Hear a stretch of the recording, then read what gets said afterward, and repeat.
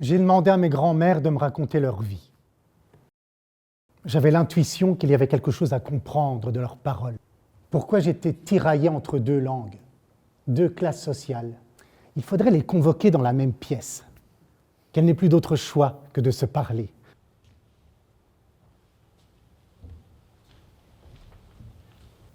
Clairette a sonné à la porte.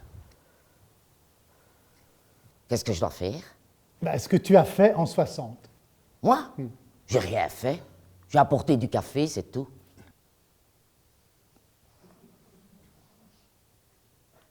Il n'y a rien dans cet enceinte.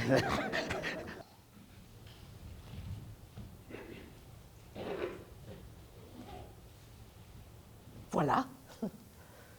Et il ne s'est pas passé autre chose. Vous vous êtes rencontrés en 60. Rencontrer, c'est un grand mot. Pourquoi? Mais nous ne parlions pas la même langue, grand Dieu. Nous n'étions pas du même monde.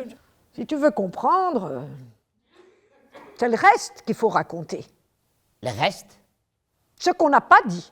Ah, et comment on va le dire si on ne l'a pas dit? Oui, et donc vous étiez 6. Meurance, et puis Gilles, et puis moi.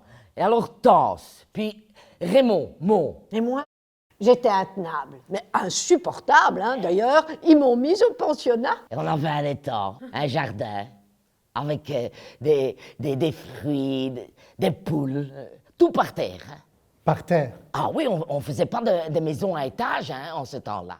Il y avait l'étage des domestiques, l'étage des parents, l'étage réception, l'étage des enfants, le garage. On dormait à 3 dans un lit. Hein. Tout le monde n'avait pas son lit hein, en ce temps-là. Hein. Et ma mère, elle faisait sortir ma sœur. Alors moi, je me retrouvais toute seule au 5e étage avec les bonnes tout à fait en bas. Elle me dit, je mourrais de peur. Hein. Et non, non, non, non, non, non, non, et on arrive. Non, non, non, on tourne. Et non, non, non, non, non, non, et tu me fais tourner. Et on fait une révérence. Ah, bravo.